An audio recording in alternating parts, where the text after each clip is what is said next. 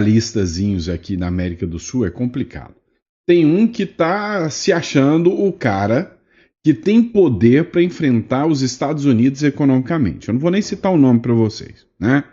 Agora tem um outro que acha que dá conta de enfrentar os Estados Unidos na bala, ou seja, no seu poderio militar. Ontem eu fiz uma publicação do Luiz Bassi que disse que os Estados Unidos podem a qualquer momento usar sua força militar contra o Maduro. O Maduro publicou um vídeo e nesse vídeo ele deu a entender que o exército do Maduro está preparado para enfrentar os Estados Unidos. Até aí era só a bravatinha dele, normal, né? Agora, para piorar, hoje o Maduro publica um vídeo com legendas em inglês ameaçando devolver qualquer ação dos Estados Unidos na mesma moeda. E disse, olha, não ousem usar força militar contra mim, ou será o fim do Império Americano, a Venezuela destruirá os Estados Unidos. Não, eu não estou fazendo programa de comédia, é verdade o que está acontecendo. E aí, a grande questão é que aqui no Brasil, se a gente fizer uma análise, a Lei Magnitsky, ela atingiu o seu objetivo e tem muito a ver com a Venezuela. Você vai entender o porquê. Outra situação que a gente vai debater também é que a Câmara dos Deputados colocou em votação um projeto que está deixando o ministro Supremo Alexandre de Moraes revoltado. Ele encarou isso como uma afronta pessoal. Por outro lado, lá vem a turma do PSOL. A turma do PSOL resolveu peitar os Estados Unidos na mesma força que eles acham que o Maduro tem para enfrentar os Estados Unidos de forma bélica, ou seja, com exército. Aqui, o PSOL acredita que na força econômica tem condição de enfrentar os Estados Unidos também. E aí uma deputada apresentou um projeto que o Brasil não aceita, a Lei Magnitsky. É piada, né? Piada pronta. O Brasil é o país da quinta série. Como eu disse, teve uma publicação do Lorival Santana, onde ele fala, olha, a Lei Magnitsky já teve efeito no Brasil. Já teve um efeito poderoso.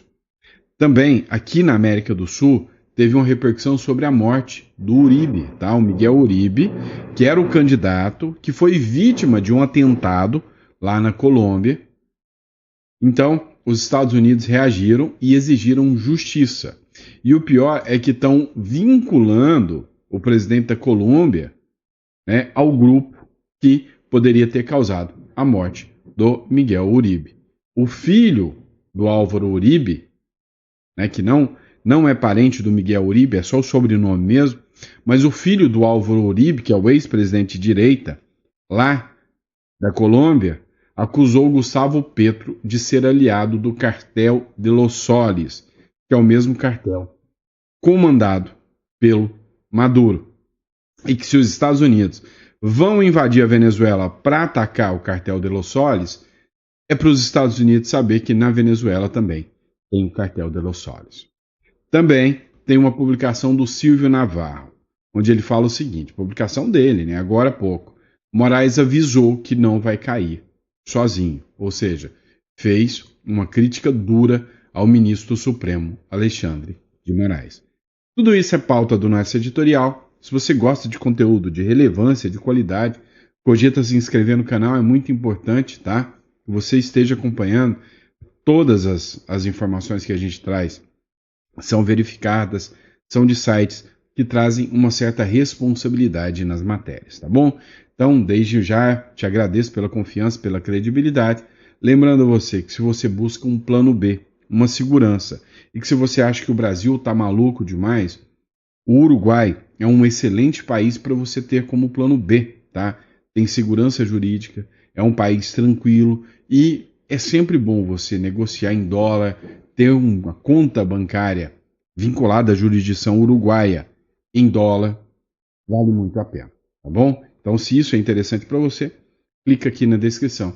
Nosso escritório está de portas abertas para te auxiliar com isso, tá bom? Vamos para cima, vem comigo. É o seguinte, o que o Lula e o Alexandre de Moraes mais odeiam no mundo? O que você acha? Que quando vai fechar os olhinhos para dormir o Lula, será que ele pensa na Janja ou ele pensa em outra coisa? Será que o Alexandre de Moraes, quando ele vai lá, veste a toga, quem você acha que ele pensa? Na minha visão, num cara chamado Alexandre de Moraes, pensa, e o Lula também, num cara chamado Jair Bolsonaro. Pois é. E quando a Câmara dos Deputados resolve homenagear o Bolsonaro, o Alexandre de Moraes fica possesso. Após motim, né, que é esse discurso tosco dessa imprensa, comissão da Câmara voltará homenagens a Bolsonaro. Meu amigo, olha só. Uma semana depois da articulação para paralisar tudo, a Câmara vai voltar nessa semana e a Comissão de Segurança Pública, da bancada da bala, né, votará nessa terça-feira 3 moções em homenagem ao ex-presidente Bolsonaro. Na pauta da comissão, composta majoritariamente por deputados bolsonaristas, também há moção de repúdio ao senhor Luiz Inácio. Tá? As homenagens a Bolsonaro, que cumpre prisão domiciliar por ordem do ministro do Supremo Tribunal Federal, Alexandre de Moraes, estavam pautadas desde o recesso. Na época, a oposição protestou contra as medidas cautelares impostas pelo magistrado. No dia em que as moções seriam votadas, o presidente da Câmara, Hugo Mota, publicou um decreto suspendendo o funcionamento. Agora, ela volta. Então, a decisão vai agora votar essas moções de aplauso e homenagem ao Bolsonaro, o que não está agradando nem um pouquinho o ministro Supremo, Alexandre de Moraes. Mas o ministro Alexandre de Moraes, cá entre nós, tem alguns problemas maiores a enfrentar. Entre eles, uma chamada Magnífica. Dá uma olhada nisso aqui.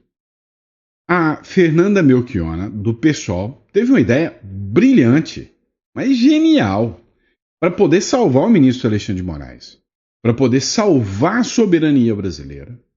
É só fazer um projeto de lei. É simples. Inclusive, essa é uma característica muito comum do Brasil. Colocar na lei aquilo que é impossível. Vamos acabar com a pobreza. Ok. Como? Pondo na lei. Mas tem muita gente ainda passando fome. Não, mas está na lei. Vamos acabar com a lei Magnífica? Como? Os Estados Unidos é uma potência econômica, a regra bancária é eles que controlam, eles que têm a maioria das empresas para barrar tudo. Não, mas eu vou pôr na lei. Tá? Então, o deputado apresenta projeto para tornar a lei Magnífica sem efeito no Brasil. Para que esse projeto serve? Não nada. Proposta impede que bancos e corretoras apliquem bloqueios com base em sanções de outros países sem autorização nacional. É sério? É a melhor forma de você destruir a economia brasileira. E desde quando esse pessoal entende alguma coisa de economia? Né? Desde quando? A CNN Política fez uma publicação com o Lorival Santana falando justamente sobre a Lei Magnífica. E aí ele estabelece o seguinte, olha, segundo o Lorival Santana, ele entende que a Lei Magnífica já alcançou o seu objetivo aqui no Brasil, já tem os seus efeitos aqui no Brasil, tá? Então, os Estados Unidos já alcançou o objetivo. Segundo o Lorival Santana, o objetivo da Lei Magnífica não é só punir Moraes, não é forçar Moraes a ter que ter novas contas, cartões de crédito. E na análise do Lorival Pereira, os Estados Unidos não estão nem interessados em aplicar sanções aos demais ministros, nem nada disso. O objetivo que a Lei Magnífica teria era de reconhecer o Brasil como uma ditadura, um país que viola direitos humanos. Reconhecer o Brasil como uma Venezuela. Já somos uma Venezuela, entendeu? Então a ideia do Trump, do Marco Rubio, não era, como todo mundo pensava, olha, vamos colocar a sanção e aí os ministros vão recuar. Na visão do Lorival Pereira, não é característica de pessoas autoritárias, de ditaduras, recuarem, não vão recuar. Eles avançam até o final, porque eles sabem que se eles caírem, ou eles vão para a cadeia ou para o cemitério. Entendeu? Nem sempre, alguns conseguem o exílio, como por exemplo o Bashar al-Assad fugiu da Síria e foi lá para a Rússia, né?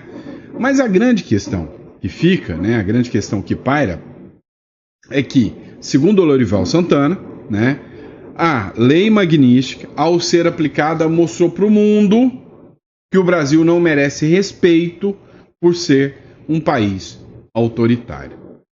Mas o que isso implica? Implica que ações como a que eu vou mostrar agora, contra a Venezuela, poderão ser tomadas contra o Brasil também. Próximo bloco. É o seguinte, a gente sabe que as medidas, né, que estão sendo tomadas estão fazendo com que os ministros fiquem assustados. Uma delas é uma publicação aqui da Malu Gaspar, por exemplo, que diz que os ministros do STF pediram para o Alexandre de Moraes maneirar nas decisões, que eles estão com medo da Lei Magnífica.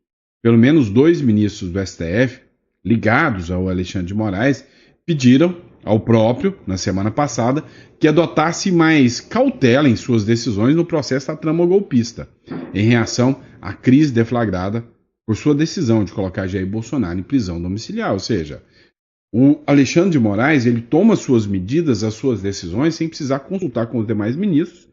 Ele vai e toma as medidas. E os ministros pediram para ele recuar. Há uma pressão contra Venezuela. E aqui no Brasil, o que os Estados Unidos querem é colocar o Brasil no mesmo balaio da Venezuela. Assim, eles podem tomar as decisões mais contundentes, mais fortes. Dá uma olhada nessa matéria da Gazeta do Povo. A Venezuela prende ativista que denunciou agressão contra mães de presos políticos. Entenda a que nível pode se chegar. Aqui no Brasil, você acha que tem idosas sendo espancadas dentro dos presídios por decisões ilegais que as mandaram para a cadeia? Você acha que sim, você provavelmente pode querer estar denunciando isso. E aí lá na Venezuela, uma advogada, ativista, denunciou os abusos contra as mães e ela foi parar na cadeia. O procurador-geral da Venezuela, o Tarek William Saab, que é esse da foto aqui, ele, que é aliado do ditador Maduro, seria o PGR deles, né? Confirmou nesta segunda-feira a prisão da ativista de direitos humanos Marta Lia Grajales. Segundo informações do site Efecto Concuyo, ela estava desaparecida desde sexta-feira. Desapareceu. E no fim de semana, seu marido percorreu carceragens em Caracas, onde não confirmaram a detenção da mulher. Agora, ainda desaparecida, o Ministério Público relatou a prisão comunicada nas redes sociais, no qual acusou Grajales de olha aqui, incitação ao ódio, conspiração com o governo estrangeiro e associação criminosa. Parece o Brasil? Devido a atos contra as instituições venezuelanas e a paz pública. Parece o Brasil? Grajales havia sido vista pela última vez ao participar de um protesto em frente ao escritório da ONU em Caracas. A manifestação foi uma resposta à agressão de grupos paramilitares contra uma vigília que familiares e ativistas do Comitê de Mães em Defesa da Verdade realizavam em frente ao Tribunal da Venezuela. Então, lá é assim. As manifestações são veladas. Lá, as pessoas têm medo de se manifestar. E aqui no Brasil, você tem medo de se manifestar ou não? E aí, em virtude destas violações, os Estados Unidos pretendem, né, tomar medidas contra Maduro e contra a Venezuela. E aí, né, o peito de pombo chamado Maduro. Por que peito de pombo, Sandro? Peito de pombo é o seguinte, vai jogar, né, xadrez com pombo. O pombo vai subir no tabuleiro, derrubar todas as peças, fazer cocô no tabuleiro, estufar o peito e sair cantando vitória. É o que o Maduro faz agora, tá? Foi lá e postou um vídeo com um bando de generais e militares, né? Se semelhante ao Brasil, um bando de pintor de meio fio, tentando ameaçar o Trump, né? Após a ameaça de Trump, o Maduro exibe o exército venezuelano, dizendo, venha. Lembrando que o Maduro hoje é procurado por 50 milhões de dólares, né, a cabeça dele. Dá uma olhada. Vai aqui. Aqui.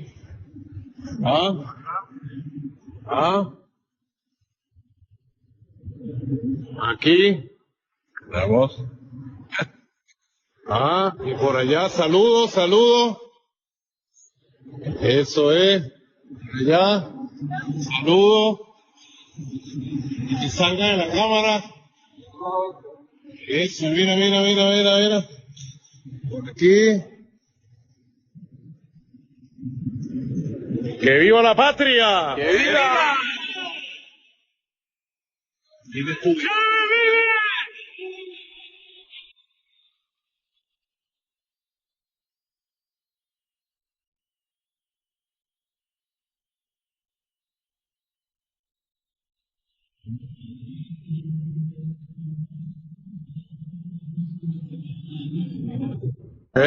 Vixe, o Trump deve ter ficado com medo agora. Capaz que não vai nem dormir à noite, né? Ainda mais com essa ameaça dele aqui, ó. Matéria do 360 Diário. Pero yo le digo a los imperialistas y le digo a mi pueblo. Mas eu digo aos imperialistas e digo ao meu povo. Le digo. Te digo, não se atreva. No se atrevan. Pudiera ser el inicio del final del imperio norteamericano. Porque a resposta pode ser o início do final do Império Norte-Americano. Não se atreva. Dejen quieto a quien quieto está. Deixem quieto quem quieto está. Yo soy un hombre de paz. Eu sou um homem de paz. Sou um homem de paz. Pois é. Ou seja, foi muito claro. Não se atrevam. Não manda aqui, pra cima de mim, exército não que eu vou enfrentar. Será que tem força? Será? Mesma coisa o Brasil. Será que o Brasil tem força para enfrentar as tarifas, as aranceles del Trump? Duvido muito. Duvido é o dó, né? Duvido é o dó. Mas dá uma olhada aqui. Matéria da geopolítica hoje. Os Estados Unidos aprovaram uma legislação que autoriza a intervenção no estrangeiro. Não só Venezuela, no estrangeiro, para combater narcotraficantes. Lembrando que a legislação dos Estados Unidos é baseada em acordos e convenções internacionais, tá? Acordos e convenções internacionais que o Brasil tem ratificação. Então, sim, se um grupo for considerado grupo terrorista e tiver o apoio da ONU, né, o país abre mão da sua soberania para autorizar ações de incursões militares contra esses grupos de terror. Dá uma olhada aqui o que fala a matéria.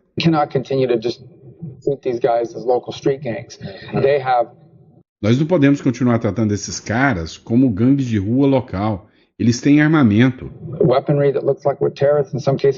que parece armamento de terrorista. Eles têm exércitos. Eles controlam territórios e, em muitos casos, esses cartéis se estendem a partir do regime de Maduro e da Venezuela, que não é um governo que nós não reconhecemos, e que o regime Maduro seja legítimo. É uma empresa criminal, até os diferentes cartéis que operam no México. Entre eles você encontra-os na Guatemala, Equador.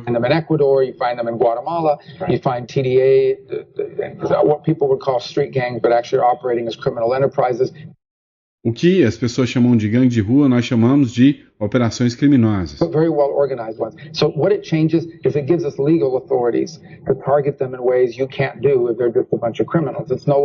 Então, nós precisamos agir de maneira que você não reconheça que eles são só um monte de criminosos.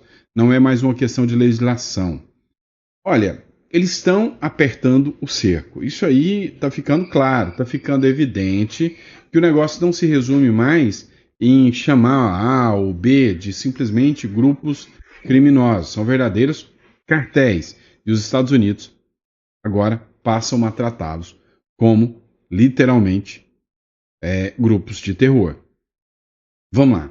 American TV fez uma publicação da seguinte forma: não se resume a Venezuela. Congressistas cubano-americanos preparam duro golpe contra Gaesa depois das revelações do multimilionário fundo oculto. E aqui está falando da USAID, tá? Mário Dias Balart, Maria Elvira Salazar e Carlos de Mendes consideraram a necessidade de aumentar a pressão internacional sobre o regime de Havana e congelar seus ativos no exterior, acusando a cúpula cubana de corrupção e repressão depois de conhecer mais de 18 milhões de dólares, né, frutos de corrupção.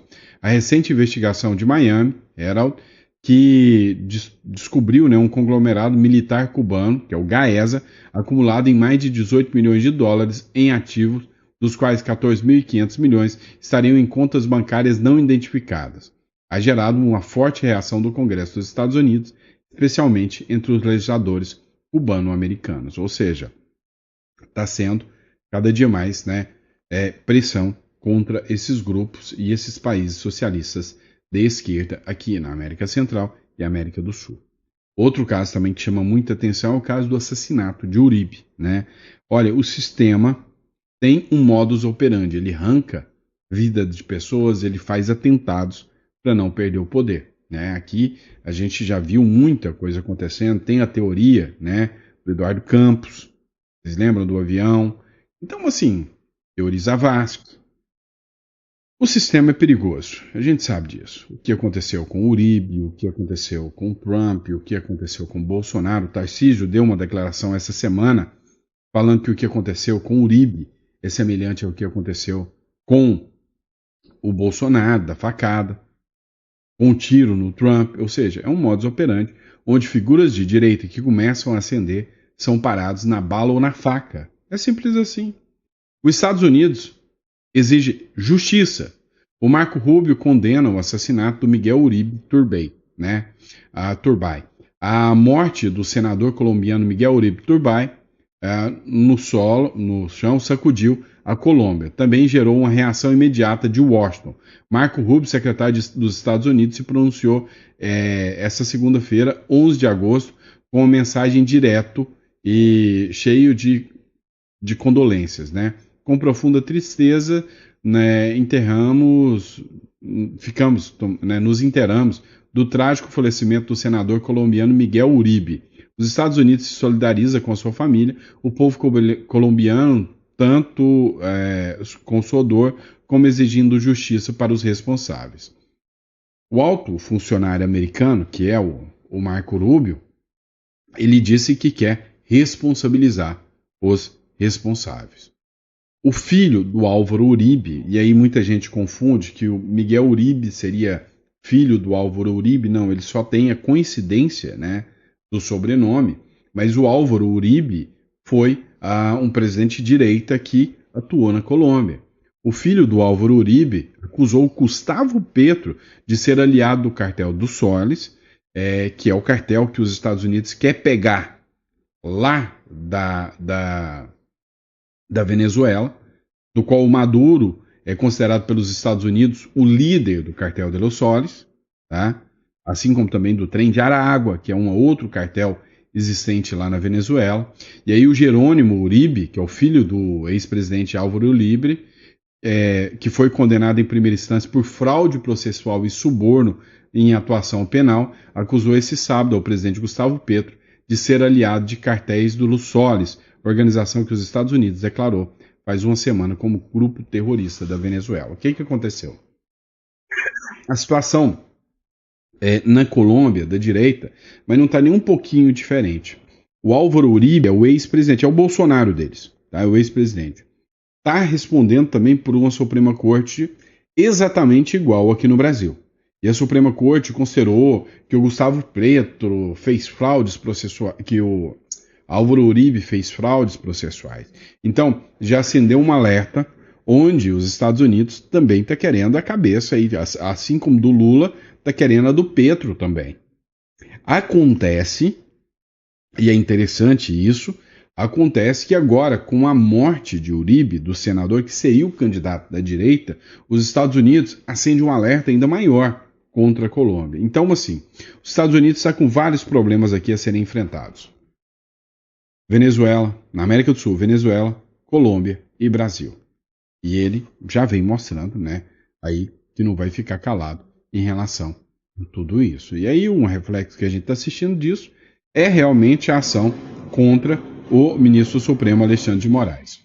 O Silvio Navarro fez uma publicação, onde nessa publicação ele fala que é possível a queda do ministro Alexandre de Moraes, mas ele já deu sinais, deixou claro que ele não cairá sozinho. Escuta esse trecho aqui.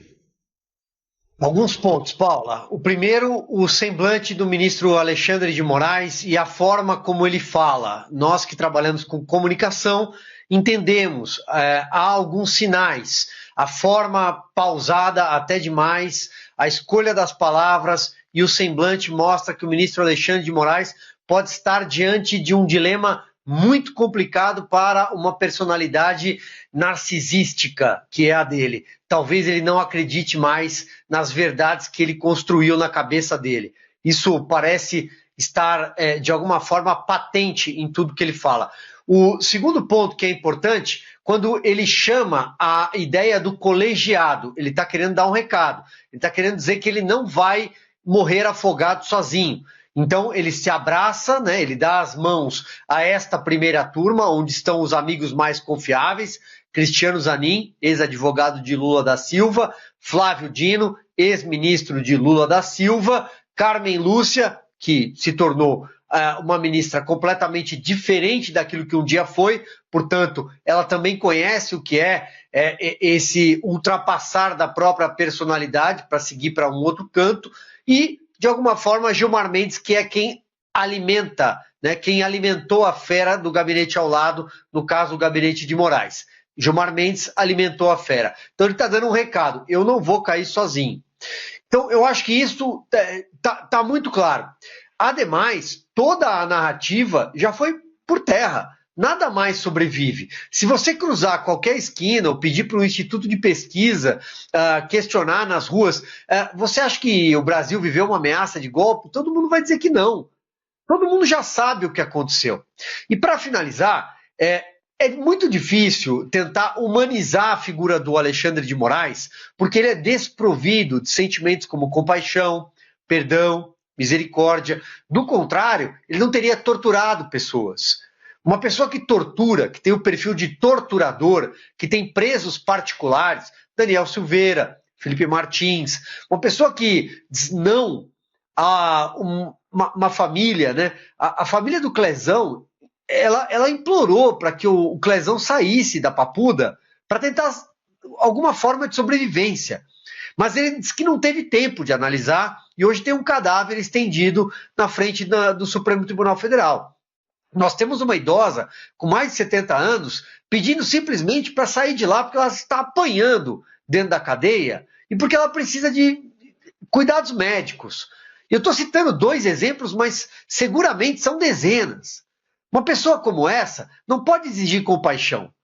Alguém que trancafiou mães que perderam o direito de acompanhar a primeira dor de dente, a primeira gripe, de levar os seus filhos para a escola. Quem é pai, quem é mãe, quem é avô, avó, sabe o que é ter um filho pequeno em casa. Sabe o quanto uma criança pede colo. E a Débora dos Santos, porque escreveu, rabiscou com um batom, uma estátua de pedra que saiu com detergente, com sabão, não pôde fazer isso com os filhos dela. Então, Alexandre de Moraes, pedir compaixão numa hora dessa, avá. Que a justiça seja implacável com quem não soube ser justo. Palavras duras do Silvio Navarro, né, jornalista. E hoje é complicadíssimo. Eu tenho certeza que o Silvio Navarro terminou de falar, foi exposto ali, estava online, né, na Revista Oeste. Ao terminar de falar, eu não tenho dúvidas que ele sentiu medo. Você pode ter certeza que eu, ao colocar uma postagem como essa, não coloco com certa tom de tranquilidade de alguém que tem liberdade em o seu comentário. Talvez até você que está me assistindo, ao assistir isso, se sente incomodado com alguém poder fazer críticas no Brasil de hoje, né? Na democracia que dizem que vivemos hoje, né? É o que está se tornando a democracia brasileira. E aí, para ampliar, né, o discurso, vem o Brasil, né, expande acordos com China e Rússia bem no meio da crise dos Estados Unidos. Então, assim, o jogo está ficando cada vez mais acirrado. O Brasil já não tem preocupação, não tem medo, ele escancarou o lado que ele está. Os Estados Unidos também já deixou muito claro o lado que ele está. Cá entre nós, se a Kamala Harris tivesse vencido as eleições, meu Deus, você não consegue imaginar o que poderia estar acontecendo nesse momento. O que deu uma travada no excesso, não tenho dúvidas, chama-se Donald Trump. Se não hoje, ia estar faltando cadeia para quem questiona o sistema. Simples assim. Obrigado, pessoal. Fiquem com Deus. Um grande abraço. Vejo vocês no próximo editorial. Recado rápido. Você tem um certo patrimônio no Brasil, você precisa se estruturar através de uma holding ou uma offshore. Isso é muito importante. Você precisa se proteger. Clica aqui no comentário, tá? Clica aqui no comentário. Tá aqui, ó, na descrição aqui, você vai achar o nosso contato. Tanto para falar sobre holding e offshore. Agende uma consulta conosco, tá bom? Grande abraço e até a